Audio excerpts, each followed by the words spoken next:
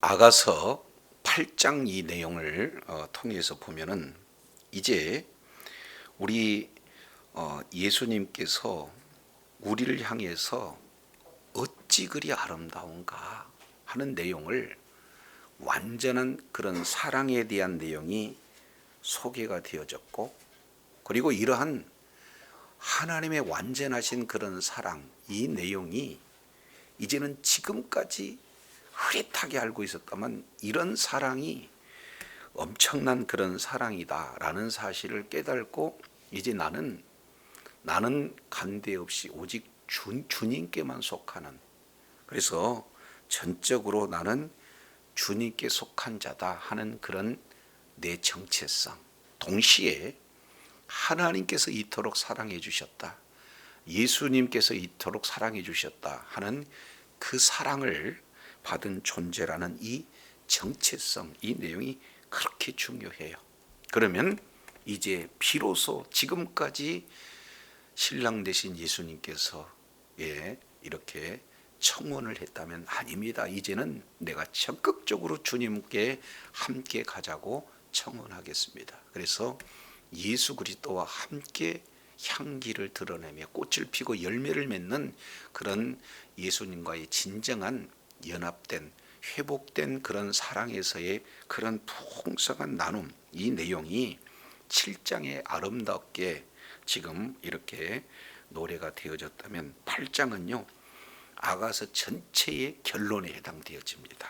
그래서 이 결론 내용을 통해서 진정으로 이제는 솔로몬과 술라미아에 관해 그런 사랑 이야기를 뛰어넘어서 이제는 예수님께서 신부가 되신 이 교회에 대한 그런 사랑을 저와 여러분들이 잘 기억한다면, 그 사랑을 받고 그 사랑을 이제는 정말로 이제는 많은 곳에 사랑을 흘러 이제 넘치게 해서 그러한 사랑에 접촉하는 모든 이가 생명을 얻었고 살아나고 더 성장되어서 그 사랑이 이제는 지역을 넘어 세계 열방까지 흘러가는 그런 복된 자리에 있게 되어지는 내용을 오늘 본문은 말씀을 하고 있습니다. 자, 1절 내용을 통해서 보면은 내가 내 어머니의 젖을 먹은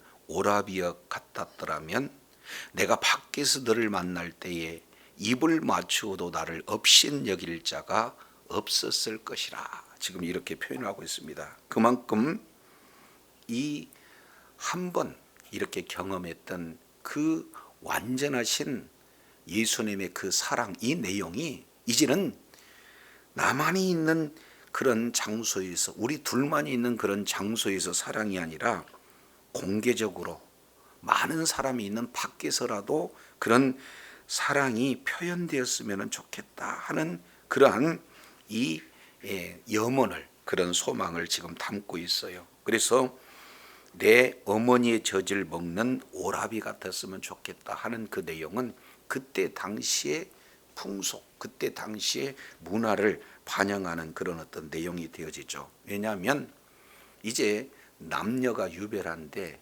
사람들이 있었을 때 애정 표현을 적극적으로 진행한다.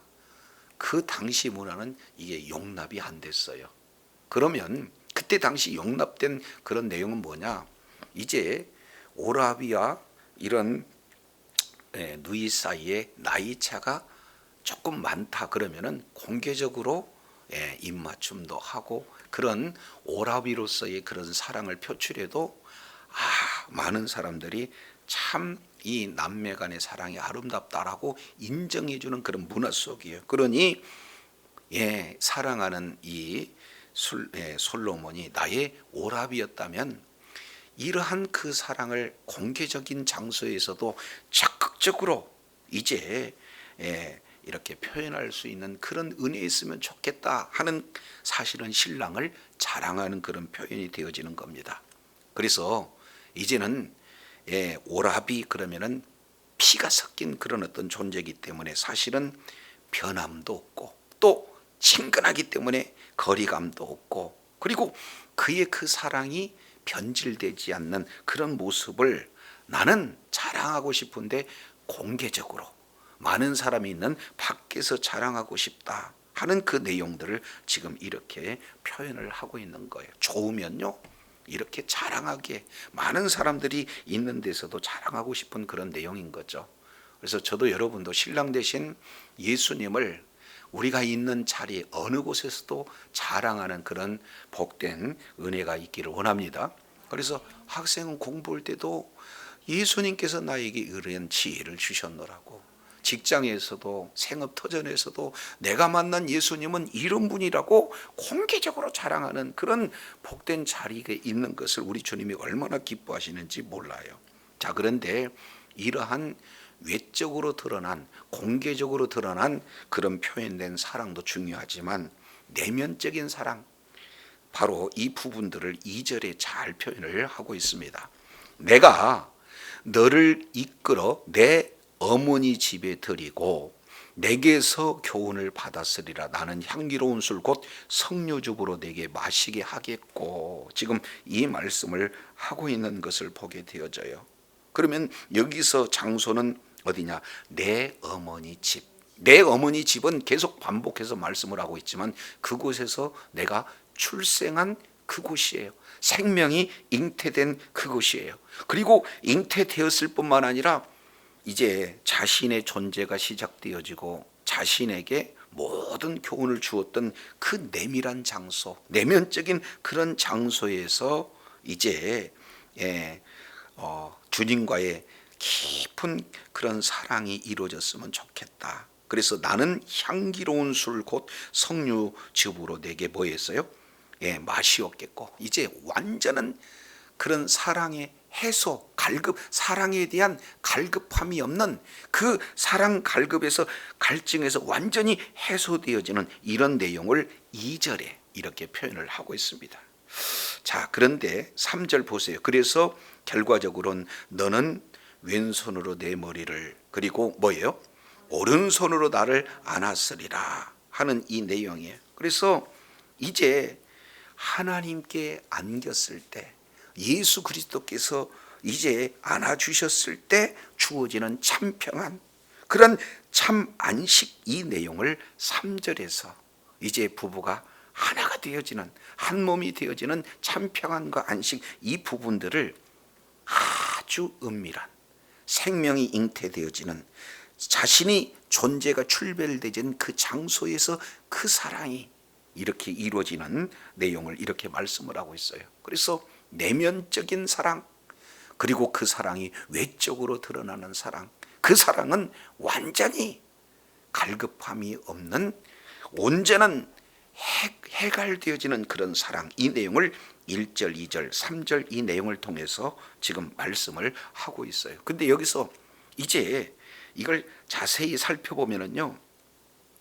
교훈을 받는다, 그리고 석류즙으로 내게 마시워진다, 오른손으로 안긴다, 이 내용이 사실은 미완료 동사예요. 그러니까 계속해서 교훈을 받고 계속해서 그 향을 마시고 계속해서 우리 주님의 품 안에서 안기고, 이런 어떤 내용을 3번씩 반복해서 지금 이렇게 말씀하고 있는 그런 내용이 되어지죠.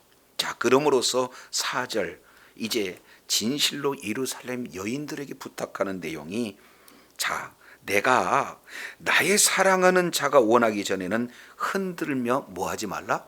깨우지 말라. 여기 또 아가서 전체의 3단계로 지금 말씀을 하고 있어요. 아가서 전체 내용을 우리가 살펴봤을 때 크게 3가지 내용의 3단계를 살펴봤습니다. 그 내용은 7장 10절에 내가 내게 속하고 나도 내게 속하다 하는 내 중심, 속함에 대한 내용, 이것이 이제는 아니다, 나는 당신에게 속하고 당신은 내게 속했다 해서 나 중심에서 신랑 중심이 되어지고, 그리고 3단계 이 내용을 통해서 봤더니 뭐예요? 나는 온데간데 없이 오로지 나는 주님께만 속했다, 완전한 그런 상태로 지금 발전되는 내용을 말씀을 하고 있는 부분이라면, 7장 11절 내용을 보니까 함께 가자. 먼저 예수님께서 함께 가자. 다시 한번 예수님께서 함께 가자 하는 그런 청원에 마지막 예수님의 그 온전하신 사랑을 깨닫고 자기 정체성이 무엇인지 알고 예수님, 이번에는 제가 예수님을 향해서 적극적으로 구해야 하겠습니다. 예수님 함께 가시죠 하는 1단계, 2단계, 3단계에 걸쳐서 함께 간다는 이 내용도 말씀을 하고 있다면, 오늘 세 번째 3단계의 그 내용이 흔들지 말며 깨우지 말라. 언제 누가? 나의 사랑하는 자가 원하기 전에는, 이 내용도 세 차례에 걸쳐서 이렇게 기록이 되고 있습니다. 그 중에 첫 번째 내용을 보면은 아가서 2장 7절 내용을 통해서 보면은 이렇게 표현을 하고 있습니다. 예루살렘 여자들아, 내가 노로와 들사스름으로 너희에게 부탁한다. 내 사랑이 원하기 전엔 뭐 하지 말라? 흔들리지 말고 깨우치지 마라. 지금 이렇게 표현하고 있어요. 신랑이 이제 원하기 전에는 흔들지 말고 깨달지 마라. 이 내용은 1장 전체 내용을 통해서 보면은 이제 정말로 땡볕에서 포도원 지기로 일하는 그런 육체적인 곤고함 가운데 놓여 있는 자기 자신을 신랑이 받아들여서 지금 뭐요? 신랑이 품 안에 있었을 때 이제 그러한 이 육신의 그런 곤고함, 육신의 그런 아주 힘들고 어려운 그런 속에서 있는 자기 자신을 안아줬던 신랑, 그런 내용을 지금 깨우지 말라 하는 부분들을 강조하고 있게 되어지는 겁니다. 근데 3장 넘어가면은 두 번째로 말씀을 하고 있는 내용이 소개되고 있어요. 3장 5절 내용을 통해서 보면 예루살렘 여자들아, 노로와 들사슴으로 너에게 부탁한다. 사랑하는 자가 원하기 전에는 뭐 하지 말라? 깨우지 말라. 지금 이렇게 표현을 하고 있어요. 이 3장 내용은 3장 1절에 보니까 밤의 침상에서 그랬으니까 지금 상황이 어두운 밤에 그런 어떤 상황이 되어지는 거죠. 한마디로 본다면은 이제 영적인 두려움 있는 그때에 바로 신랑 대신 주님이 찾아오셔서 품 안에 안아주셨습니다. 그래서 이런 주님의 품 안에서 우리 사랑하는 사람이 이제 원하기 전에는 깨우지 말라 하는 그런 내용이 있어요. 그래서 1차적으로는 육적인 그런 부분에서, 두 번째는 영적인 그런 부분에서 이런 수고와 그런 여러 가지 곤고함 속에서, 그리고 영적인 두려움과 위험 속에서 깨우지 말라 부탁하고 있다면 8장 4절 이 내용은 뭘 지금 말하고 있습니까? 이제 완전한 사랑을 이제 깨닫고 완전한 사랑 안에서 믿음으로 성숙된 그런 상황이 지속되기를 원하면서 깨우지 말라 하는 그런 내용이 되어져요. 이제 하나님의 그 크신 사랑을 알고, 그리고 주님과 깊은 사랑이 이제는 보다 더 성숙된 사랑으로 성화됐다면 이제 더 이상 세상의 유혹이나 세상의 여러 가지 환경에 흔들리는 그런 모습이 아니라 있는 그 자리가 예수님의 품 안에서 있는 영원한 평안과 안식, 이 내용에 위협받고 싶지 않다, 깨어나고 싶지 않다, 이런 은혜를 지금 부탁하고 있는 거예요. 저와 여러분이 이러한 성숙된 그런 신앙 위에, 성숙된 사랑 위에서 지속적으로 머무른 그런 복된 은혜 가운데 거해야 될 줄로 믿습니다. 그래서 1절에서 지금 3절까지 이 내용을 통해서 아주 그 외적으로 그리고 내적으로 드러나는 그런 신앙 속에서 마지막 이런 부탁하고 있는 그런 모습을 이렇게 표현하고 있습니다. 그런데 이 모습이 얼마나 아름답고 얼마나 평안하고 얼마나 기쁨이 있는가, 이제 코러스, 바로 주변 사람들이 합창하는 내용이 5절에 이렇게 기록이 되고 있어요. 5절 내용을 보니까 그의 사랑하는 자를 의지하고 거친 들에서 올라오는 여자가 뭐예요? 누구인가? 여기까지가 코러스입니다. 합창 내용이죠. 내용을 보니까 크게 두 가지예요. 그의 사랑하는 자를 뭐하고? 의지하고, 그 다음에 거친 들에서 올라오는 여자, 그 여자는 누굽니까? 자, 신랑에게 사랑받는 여자요, 바로 우리들의 모습을 말씀을 하고 있어요. 근데 그 여자가 지금 어디에서 살았었는데? 거친 들, 여기는 광야를 얘기해요. 그러니까 초림 예수님께서 십자가에 오셔서 십자가에서 죽으심으로 그 사랑을 완전히 우리를 위해서 이제 그 사랑을 우리들에게 주셨어요. 그리고 주님이 다시 오실 그때까지 우리가 있는 그곳은 어디예요? 바로 이 광야 같은 인생길을 살아갑니다. 그곳에는 이제 사랑의 갈급함이 있고요, 그 거친 들에는 여러 가지 그런 사탄 마귀의 그런 위협과 유혹이 난무하고 있고 여러 가지 결핍이 있는 그런 장소예요. 그런데 여기서도 당당하게 올라오는 거예요. 근데 올라올 수 있는 그 근원지를 봤더니 어떻게 해요? 그 사랑하는 자를 의지했기에 여기에서 이길 수 있고 모든 환경을 정복하고 마침내 올라올 수 있는 그런 내용이에요. 완전한 시험에서 뭐 하는 자? 이기는 자라는 이런 내용들을 볼 수가 있습니다. 우리가 정말로 신앙생활을 하면서 여러 가지 어려움을 많이 만날 수 있어요. 신앙의 위기를 만날 수 있어요. 그런데 이런 시험에서 이길 수 있는 것은, 그 원동력은 우리를 사랑하시는 예수님의 그 사랑이 붙들렸을 때 승리하게 된 줄로 믿습니다. 자, 그래서 이제 뒤에 5절 하반절 내용을 통해서 보니까 너로 말미암아 내 어머니가 고생한 곳, 그곳이 어디냐? 너를 낳는 자가 애쓰는 곳이다. 그곳에서 사과나무 아래서 내가 너를 깨웠노라. 지금 이렇게 표현을 하고 있어요. 여기서 이제 깨웠다라고 하는 내용은 그 사랑의 감정을 일으키는 그런 내용이에요. 그 장소는 어디입니까? 너를 낳는 그곳. 어머니가 이제 너를 낳기 위해서 아주 고생하는 그곳에서 지금 사랑의 감정을 불러 일으키는 그런 어떤 모습들이 이렇게 소개가 되고 있습니다. 자, 첫사랑이 그런 어떤 꽃피운 장소가 되어지겠죠. 자, 그런데 6절 보세요. 6절. 이 5절 하반절과 6절이 바로 연결이 되어집니다. 그래서 아가서 8장 전체의 결론이기도 하고 또 아가서 전체의 결론, 이 내용이 6절 7절 이 내용에 잘 담겨져 있습니다. 우리 6절 7절 한번 읽겠습니다. 시작. 너는 나를 도장같이 마음에 품고 도장같이 팔에 두라. 사랑은 죽음같이 강하고 질투는 수골같이 잔인하며 불길같이 일어나나니 그 기세가 여호와의 불과 같으니라. 많은 불도 이 사랑을 끄지 못하겠고 홍수라도 삼키지 못하나니 사랑이 그 사랑의 온 가산을 다 주고 사랑과 바꾸려고 할지라도 오히려 멸시를 받으니라. 사랑의 위대함, 이 내용을 세 가지로 지금 표현을 해주고 있어요. 자, 보세요. 6절입니다.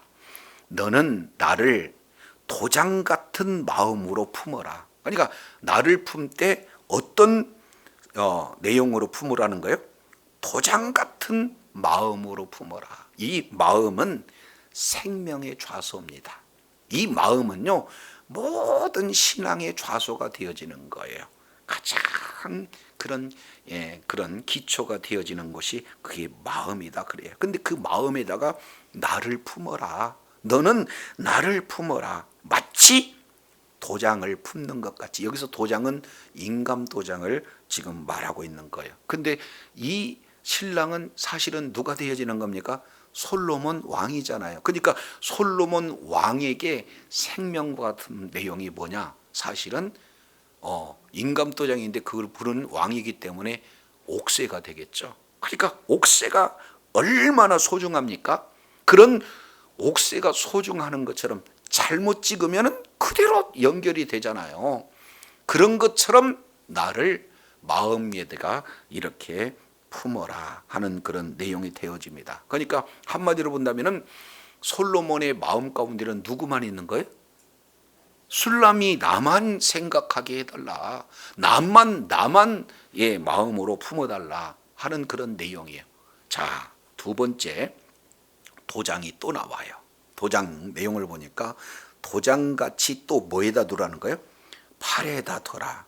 예, 마음과 팔, 이 내용은 가장 깊은 내면이고 그 내면이 행동으로 드러나는 것이 팔이잖아요. 그래서 이제는 마음으로만 소중하게 생명같이 이제 생각하는 내용이 아니라 그 마음, 생각이 일제 삶의 현장 속에 뭐예요? 행동으로 드러나게 하되 도장같이 팔에 둬라 하는 그 내용은 생명처럼 사랑하고 생명처럼 그 사랑을 실천하라 하는 내용을 지금 말씀을 하고 있는 것이에요. 근데 이 도장같이 마음에 품고 도장같이 팔에 두는 내면적인 깊은 그런 어떤 사랑과 그 사랑이 실천되어지는 그 내용이 왜 그렇게 중요한가? 왜냐하면 거기다가 사랑은 뭐하다? 죽음보다 강하고 그랬습니다. 여기서 사랑은 죽음보다 강한 이 내용이 5절 하반절과 연결이 되어져요. 그러니까 실제 어머니가 지금 산고의 고통을 느끼는 이런 내용을 통해서 보면은 호세아 13장 12절 13절 이 내용에 근거한 내용으로 보면은 자세히 설명을 하고 있습니다. 이스라엘 백성들이 하나님의 말씀에 벗어남으로 말미암아 이제는 하나님의 약속의 말씀이 잉태되어서 이제 출산을 해야 되는데 모진 고통 가운데 출산하지 못해요. 그랬을 때 어머니는 목숨 걸고 아이를 낳게 되어지는 거죠. 그래서 나타가 아이는 살리지만 어머니는 죽는 그러한 아주 모성애적 그 사랑, 이 내용이 배경이 되어서 사랑은 죽음같이 강하고 그랬는데 이 내용으로 본다면 사랑은 죽음보다 뭐한다? 강하다. 세상 사람들은요, 죽음 그러면 저를 포함해서 모든 자들이 다 꼬박 죽습니다.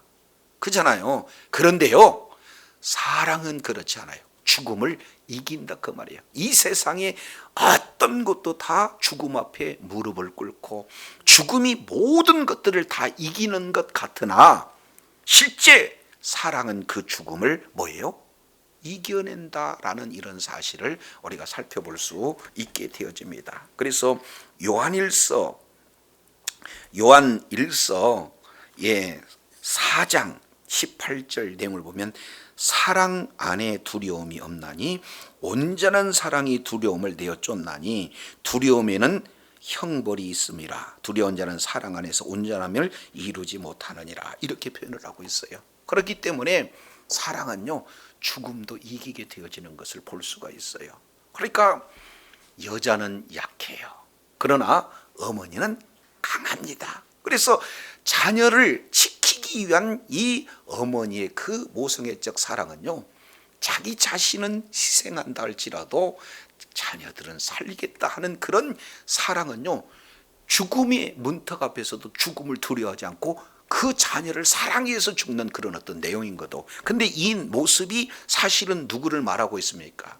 예수님께서 교회를 사랑하시는 내용을 그대로 표현을 하고 있어요. 예수님이 십자가에서 피 흘려 죽으시면서 그의 피의 값을 지불하고 세우신 게 뭐예요? 교회예요. 그만큼 예수님은 신부 되신 교회를 사랑하시고 그 교회가 누굽니까? 저와 여러분들이에요. 저와 여러분들을 예수님의 목숨을 십자가에서 죽이시면까지 저와 여러분을 사랑했다는 것이 십자가의 그 사랑이 그만큼 저와 여러분을 사랑하는 그 사랑의 확증인 줄로 믿습니다. 그래서 사랑은 죽음보다 뭐예요?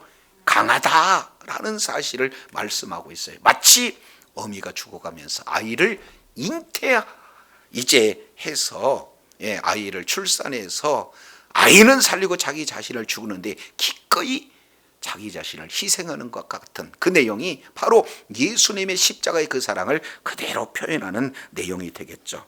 자, 그러면서 이렇게 표현합니다. 6절 하반절 내용을 보니까 질투는 뭐예요? 스올같이 잔인하고 그리고 불길같이 일어나고 그 기세가 여호와의 불 같으니라. 그러니까 불길은요 어떻게 돼요? 아주 강렬합니다. 그래서 불이 붙으면 모든 것을 뭐예요? 다 태워요. 그런데 하물며 여호와의 불, 이 내용은 어떤 것으로도 꺼트릴 수 없는 그 강력한 불, 맹렬한 불을 이렇게 말씀을 하고 있습니다. 그래서 첫 번째, 죽음보다 강한 그 사랑은 어떤 특성을 가지고 있습니까? 첫 번째, 그 사랑은 강렬한 사랑이다, 맹렬한 사랑이다 하는 그 내용을 마치 질투의 모습으로 지금 보여주는 거예요. 여호와의 불, 이 내용으로 지금 보여주는 거예요. 자, 두 번째 7절 내용을 보니까 그 죽음보다 강한 사랑의 그 내용을 많은 물도 이 사랑을 뭐한다? 끄지 못한다. 홍수도 삼키지 못한다 라고 지금 말씀을 하고 있어요. 아무리 많은 물이 이렇게 홍수처럼 밀려오고 쏟아지고 한다 할지라도 그 사랑의 불, 이 불을 꺼트릴 수가 없다. 한마디로 본다면은 이제 사랑의 불변성, 다른 말로 사랑의 영원성을 이렇게 말씀을 하고 있어요. 사랑은 맹렬하기도 하지만 그 사랑은 어떻게 돼요? 영원하다, 불멸하다 하는 그 내용들을 볼 수 있어요. 세상에 어떤 것으로도 그 사랑을 끌 수가 없다. 세 번째 내용을 보면은 그 사랑의 가치가 얼마나 귀한가. 사람이 온갖 가산을 다 준다 할지라도 사랑을 바꾸려도 바꿀 수 있다 없다? 없어요. 그 사랑을 어떻게 무엇으로 바꿀 수가 있겠어요? 그래서 죽음보다 이제 강한 십자가의 그 사랑, 하나님께서 저와 여러분에게 베풀어 주신 그 사랑은 영원 불멸의 사랑이요, 강렬한 사랑이요, 아주 이제 그 가치로 따지자면 어떤 것도 바꿀 수 없는 가치 있는 그런 사랑이다라는 사실을 이렇게 말씀을 하고 있어요. 이것이 바로 아가서를 통해서 저와 여러분에게 주시고 알려주시고 또 주시고자 하는 그런 어떤 사랑의 내용이에요. 이런 사랑으로 저와 여러분을 사랑하신 분이 바로 주님이신 줄로 믿습니다. 그러면 그 사랑을 받은 우리도 똑같이 뭐예요? 주님을 이렇게 사랑하기를 우리 주님은 원하고 계세요. 이런 사랑을 받고 이런 사랑을 하는 하나님의 그 사랑의 그런 자녀들이 다 되시길 원합니다. 그런데 8절부터 이 11절까지 이 내용을 통해서 보면은 문맥상 조금 어렵게 표현되어지기도 해요. 그러나 8절, 9절 이 내용은 지난날 어렸을 때의 술람이에 해당한 오빠들의 그런 여기서 나타나는 것은 친오빠예요. 그런 친오빠들이 어떻게 사랑했는가 하는 내용들을 회상하는 내용입니다. 자, 8절, 우리에게 있는 작은 노예, 아직 어렸을 때를 얘기한다는 거죠. 아직도 유방이었구나. 그가 청혼을 받는 날에는 우리가 그를 위하여서 무엇을 할까? 오빠들이 이제는 청혼을 받았는데 청혼받은 우리 누이를 봤더니 아직 결혼하기에는 이제 육체적인 그런 성숙함이 나타나지 못한다는 거예요. 아직 덜 성장했다 하는 이런 표현들을 말하고 있습니다. 자, 그랬을 때 이제는 마치 오빠들이 부모의 입장에 대해서 이 우리의 작은 누이를 그럼 어떻게 지켜줘야 될 것인가 하는 내용이 9절 두 가지로 표현이 되어져요. 그가 성벽이라면 우리가 은망대를 그 위에다가 세우는 것으로 지켜주고, 두 번째, 그가 문이라면 우리가 백향록 판자로 두드리면서 뭐 하겠다? 지켜주겠다. 사랑은요, 뭐가 동반되어야 되는 거예요? 보호하고 지켜주는 것이 굉장히 중요합니다. 이것은 외적으로 나타나는 내용이고, 이제 참 신랑을 이제 만나기까지 그 순결을 잃지 않고 그 순결한 처녀로서 지켜주겠다 하는 그 내용을 지금 성과 문의 예를 들어서 온전히 망대를 세우고, 그리고 이제 백향목 판자로 보호해 주겠다는 그런 의지를 지금 말씀을 하고 있는 것을 보게 되어져요. 자, 그래서 사랑하는 자에게는 뭐가 필요해요? 온전한 순결이 필요합니다. 오직 주님만을 사랑하겠다고. 자, 그런데 10절 이러한 내용에 대해서 어리다고 하는 그런 누이들에게 하청해서 보호해주겠다 했은 그 내용의 반응이 이제 술람미는 10절 12절까지 이런 답변을 이제 하고 있어요. 자, 10절, 나는 성벽이다. 그리고 내 유방은 망대 같다. 그러므로 나는 그가 보기에 화평을 얻는 자 같구나. 오빠들이 봤을 때는 나를 어리다고 그러는데 나는 이미 성숙한 자예요. 그리고 오빠들의 그런 보호로 지금까지 이제 한 남편만을 만날 수 있는 순결을 다 지키면서 성장했어요. 이런 내용들이 지금 표현이 되어집니다. 그러면서 11절, 솔로몬이 바알 하몬의 포도원이 있어 지키는 자들에게 맡겨뒀다. 그래서 지금 지키는 자를 맡겨두고 그들로 각각 그 열매로 말미암아 천을 바치게 하였구나. 여기서 나타나는 것은 솔로몬 포도원을 지키는 자들, 품꾼들에 대한 내용의 그 싹스를 이렇게 표현을 하고 있는 거예요. 그만큼 솔로몬은 뭐하다는 거예요? 부자다. 천을 바칠 만큼 부자다라는 이런 내용들을 지금 말씀을 하고 있습니다. 자, 그런데 이게 물질의 부분이에요. 그런데 12절, 솔로몬 너는 천을 얻겠지만 열매를 지키는 자도 200을 얻으리라. 그러면은 지키는 자도 솔로몬도 1000과 200을 얻었잖아요. 후한 그런 어떤 대가가 지불되어져요. 그런데 나는 다르다는 거예요. 내게 속한 내 포도원은 내 앞에 있구나 하니까, 그러면 결국 어떻게 되는 겁니까? 포도원 자체는 누구의 것이게 된다는 거예요?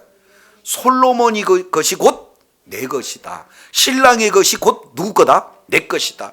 하나님의 것이 곧 누구 것이다? 내 것이다. 할렐루야. 우리가 이런 존재라는 거예요. 누구의 사랑을 받으니까? 신랑 대신 예수님께 사랑을 받으니까 바로 하나님 나라가, 그 기업이 우리에게 상속되어졌다는 사실입니다.